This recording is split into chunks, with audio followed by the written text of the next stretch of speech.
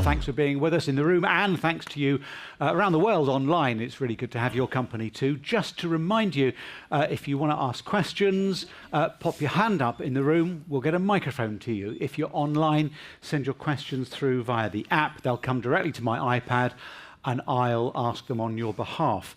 So, well, our next session is a fireside chat. Where's the fire?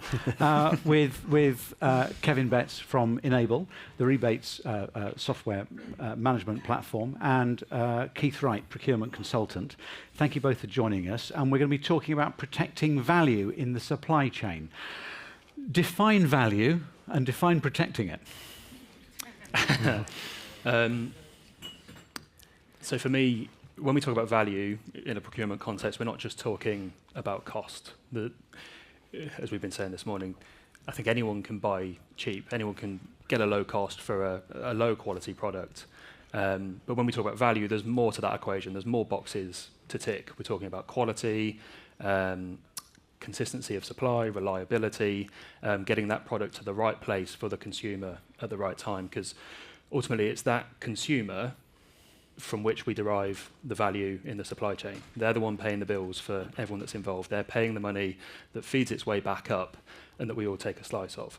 And so protecting that value is all about making sure that every link in that supply chain can operate profitably, so they can stay in business sustainably, and make sure that that value is shared among them evenly to represent the value that they bring to the table.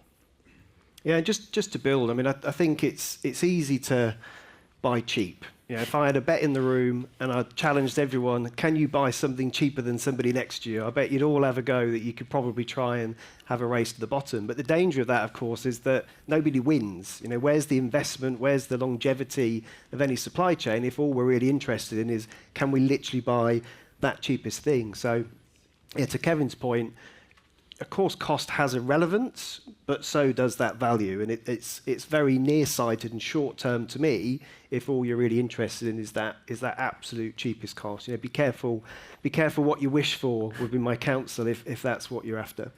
If I ask just people in the room to put their hands up and say, who in this room really looks after their supply chain partners and makes sure they get a fair whack and etc., every hand would go up, of course, no doubt.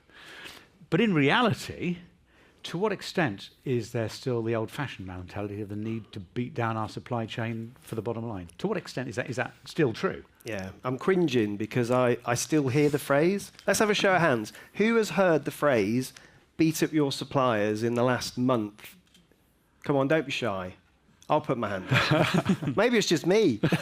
Oh, there you go. There's a few hands. I mean, it's a horrible phrase. I mean, we're not children in the playground, bullying each other. To me, it's a very draconian sort of sentence or phrase. So, I just come back to the language here is about investment. It's about collaboration. It's about mutual respect. And I think those things, doesn't mean to say you can't be firm and fair. Everyone wants to have a deal that's relevant, but if we're using that sort of language, to me, it's just not value add in the context of building what I would say is a robust long-term supply chain. So how do you ensure that companies make every contributor in the supply chain feel valued, feel recognised, and feel that this is business that's worth doing? Yeah, I'll take this one, Kevin. I think. So I've got a little model I use, which is a bow tie versus a diamond. So if you imagine a bow tie that meets in the middle, so typically a buyer and a seller kind of relationship, and it's very one-dimensional, and everything else kind of happens in the back. If you flip that to a diamond, that's where you can bring every potential component of the supply chain. So by that, I mean marketeers talking to marketeers, supply chain experts talking to supply chain experts, even finance people, sorry, Kevin, talking to the finance people. But the relevant functions invest in the relationship to talk together. And that's where I think you can really work on that value so that it's far more aligned, still saying you want, I guess, ultimately an owner of the relationship. That's great, but it doesn't mean to say all roads need to go through that particular source. Yeah, we talk about partnership and collaboration a lot, and we don't want to compete with the other links in our supply chain. Don't want to compete with our suppliers on price, as we say, beating them down, because there's plenty of people out there that want to compete with us, our competitors, and if we want a long-term relationship, a sustainable, profitable one, we want to be working alongside those people, not against them. Can you give us some hardcore examples now? Firstly, of how the supply chain value and value in the supply chain has been overlooked or discounted in any way. Yeah, if I was asked that question a week ago, I think I might have approached it slightly differently. But I was speaking to a customer last week, an electrical wholesaler in Munich. Just in the conversation around procurement and rebates, someone from their side commented that we're just a wholesaler. We don't bring any value to the table, we just buy and we sell. I just thought, well, I have to challenge you on that, because if you're in the supply chain, if you're playing a part in that chain, then you must be providing some value.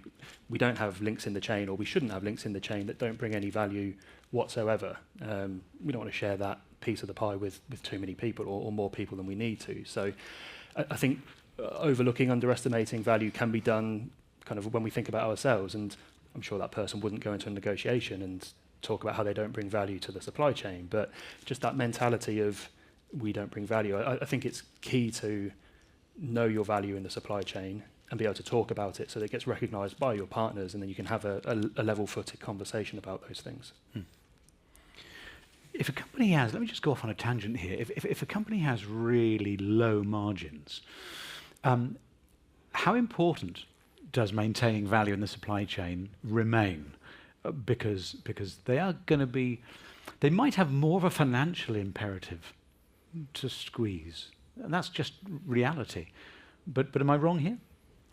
Yeah, well, again, if you use the analogy of a race to the bottom, there's only so far you can go if your margins are skinny. So you've got to be really, really good. You've got to be world class, I guess, in terms of how you're operating. And that, to me, is far more than about, I suppose, the level of profitability. It's where you bring those other things in, and we'll talk about this hopefully in a bit, but innovation, product quality, supply chain, not just pure supply chain, but service level agreements and how you're delivering on time in full to those sorts of things. So you've got to be really, really key, because the minute you drop one of those, where'd you go in terms of that level of profitability? You're going to end up with a non-profitable account, which isn't going to be good for anybody.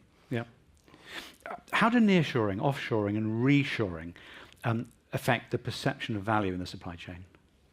Yeah, look, I mean, I take a very broad thought process on this. So if you go back, I don't want to mention pandemics, because we've been there and done it to a certain degree, but let's say the market in the world's been a little bit interesting in the last three or 4 years. We've become cool. Right, we're the cool kids suddenly, which was never really said about procurement and supply chain before. So, the value we can add is, to me, it's about the agility and the relevance of how we're sourcing. So I don't necessarily see it as I must have a Far Eastern sourcing policy, or I must have a nearshoring policy. I'm looking at this saying, if I only had a policy for Far East sourcing in the last 4 years, I probably would have died, because it was really difficult to get things on a global scale. We had obviously inflation and availability, so all those challenges. So to me, I want a really great agile sourcing strategy that enables me to utilise the world, because it is a global market for most things we buy, and depict that in the best way possible, so I've got the right price, the right quality, the right service, the right availability, all aligned for the customers I serve in my market. If I can do that by having an agile strategy, doesn't necessarily mean I need to be really pigeonholed in terms of which part of the world I'm sourcing from.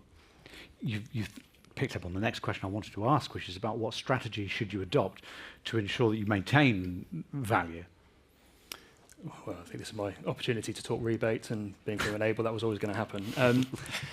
So I think rebates are a perfect tool for protecting value in the supply chain.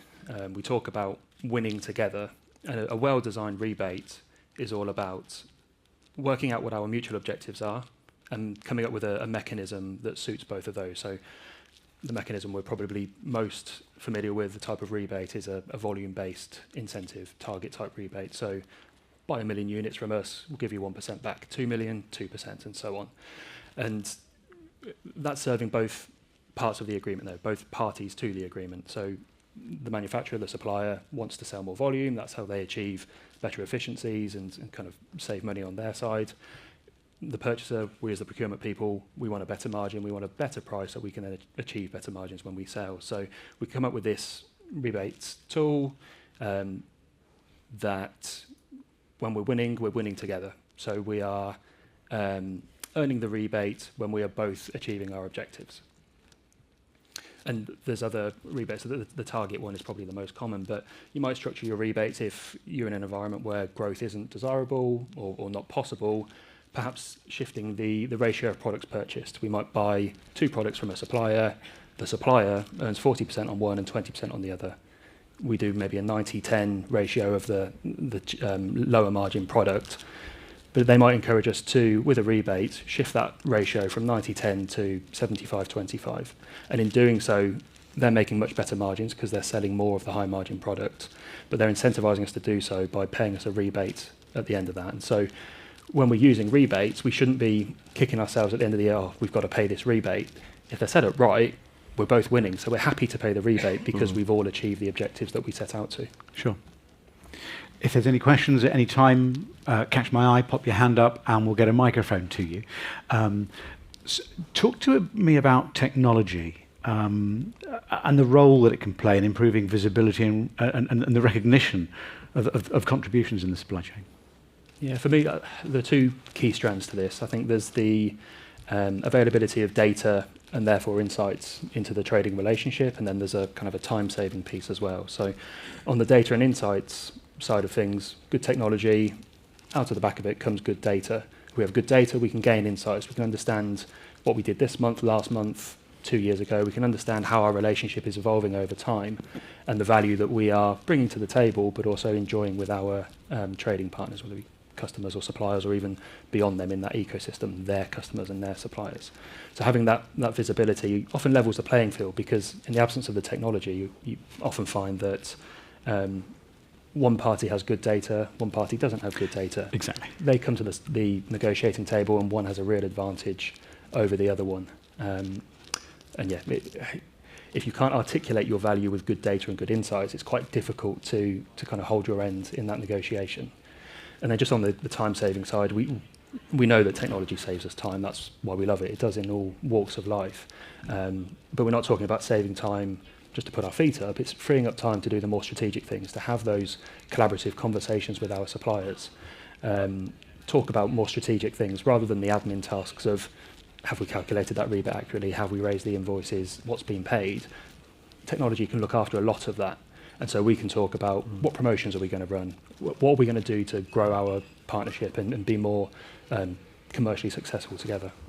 I think it drives consistency as well. I think it's one of those topics which, if everyone's doing something on their own way, not saying you don't want some individual entrepreneurship of how you use the data, but equally, if everyone's making it up as they go along and it's in people's heads, then actually where's that intellectual property? So to me, using technology, not just for the sake of it, but drives a consistency, drives a way of working, takes a lot of manual processes out and drives that efficiency piece to then enable the smart people in the room to use the data that the technology's given you to go and make really good decisions.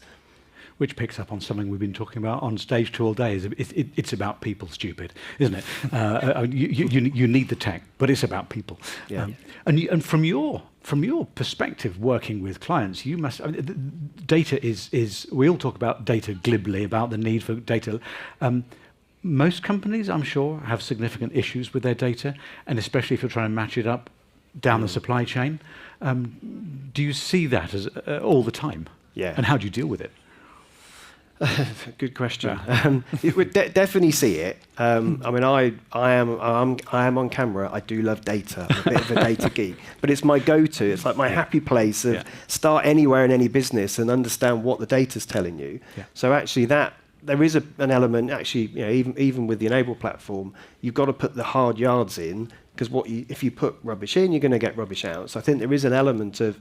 I'm sure no one in the room underestimates the importance of data. But it is, the data doesn't lie. You've got to come from a place of having really good information to enable then to make those smart decisions. So assuming then you can work with your data up and down your supply chain, how can joint business plans be structured to ensure that everybody's value is fully recognised and protected and used to the best effect. Yeah, and if you go back to my comment earlier about my diamond and bow tie, I've got that the wrong way around. Go with me. To me, it's about making it really visible and, again, this word consistency as to how businesses choose to operate together. You know, you would be amazed at how many times I work with clients who, what I would say, don't do the basics well. So that is simply, and again, we don't want hundreds of objectives because no one can remember all of those things, but do you have 5, 10 things that collectively you want to work on? And imagine a world, right, where those objectives tied into, say, not just plug and enable, but a rebate. Imagine it made sense, where you were targeting the same things. You were looking at growth. You were looking at, again, innovation or how sustainability or ESG drives that agenda. So to me, and the word is joint. It's not you saying to a supplier or a supplier saying to you maybe as a customer, this is what I want. It's having a grown-up conversation. Let's pretend we're adults. Have a grown-up business conversation about what we want to achieve together. Document those things, follow them up, align the people in your organisations, and do it consistently and consistently and consistently. And to me, that is what I would say world-class basics are. And it's almost like a forbidden topic. Like we don't talk about it anymore. I want to talk about AI and all these sexy new innovation. Just do the basics really well. And you'd be amazed at the incremental value that can give you. Can you build on that? Just give us a concrete example of maybe from when you've been dealing with clients. What has been their fundamental weakness and what's been the fundamental thing that's really improved their procurement strategy? Yeah, I mean, I've got some data and insight. I mean, sometimes it is as basic as who is meeting who and how are you holding those people to account. And again, I don't know what organisations are represented in the room, but the difficulty of, say, a central procurement team saying one thing and I don't know, an operations team doing another or a sales team doing another. So the danger of misalignment, the bigger you are, the more people you have, the more complexity you've got, is you think you're going that way and someone's going that way and actually someone's left and have gone backwards. So it's that alignment. So again, not to be overly controlling, but having a really clear, visible plan that people understand, that everyone gets, and you can agree or disagree on how you're going to do it, that this is the direction we're going in. Those are some of the little trips I see when I look at organisations. Yeah, we see a lot with customers that there isn't really a policy whatsoever when it comes to their rebates. There's some of them are on pieces of paper in a filing cabinet somewhere, some are saved on emails. There's no central place for just storing all these things, just one source of the truth. And one of the biggest leaps forward that our customers take with their rebate management is just getting them in one place. Just whoever needs to see the rebate information, and not everyone in an organisation will, but everyone that is allowed to see it, they know where to go to find it. And if it's not there, it doesn't exist. So just centralising things, having it in one place before you even think about complexity of deals and accuracy of calculations, I'll be collecting it on time. Just get it in one place, make sure it's visible, central, and that if anyone needs to refer to it, they know where to go. Has anybody in the room had issues that touch upon this, maybe with managing supply chain and ensuring you've got value added throughout that looks after all parties? No? Yeah. I'm going to ask a lady to comment, and there's a microphone running around as we speak. Thank you.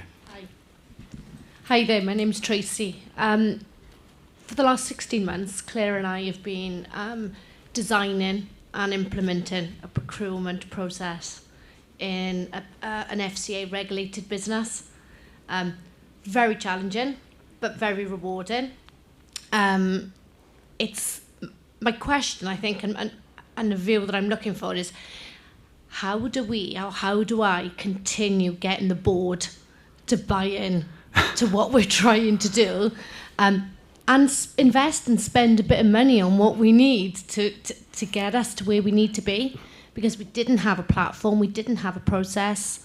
It was ops going out and buying, the heads of businesses going out and buying what they think they needed at that time.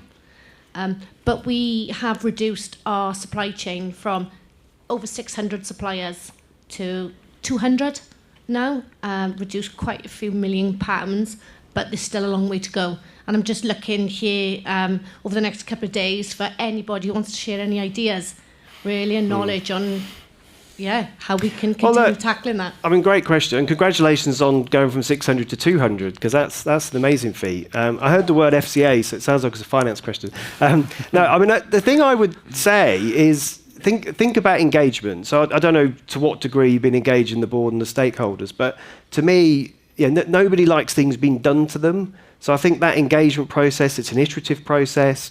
Without sounding like we're on X Factor, it is a journey. It's that piece of how do you work together and bring them on that journey with you. So, you've obviously done something right to go from 600 to 200, because there'll always be resistance to change. But if the stakeholders understand the vision you're on, the journey you're on, what benefits are being driven through the organisation, and feel like if you can have it to think it's their idea, you're winning. Because everyone wants to have a good idea and own that good idea. So, I'd say stick at it, but absolutely keep the communicate. You can't over communicate. Just keep that message going would be my advice, I guess. Yeah, I think all I would add is reminding your stakeholders where you started. As Keith says, you're on a journey, and you had nothing to start with, no policy whatsoever. So, just reminding them that that's where we started. We're not yet to where we want to get to. There's still a bit of work to do, but see how far we've come. And I think that should encourage them to buy back into the process if they've kind of lost sight of it a bit. Look where we started, where we are now, and this is what it's going to take us to get to where we need to get to. Thank you for that question. And thank you both. The man at the back who controls these things has told me we're at time. We are exactly on time. Thank you very much for sharing your insights on the stage. It's been brilliant. You're both hanging around for the rest of the day on the Enable stand. Yes. So if there's any further follow-ups, questions, conversations to be had, I know you two will be delighted to engage. Of course. We're going to take a networking break for about half an hour, so see you back.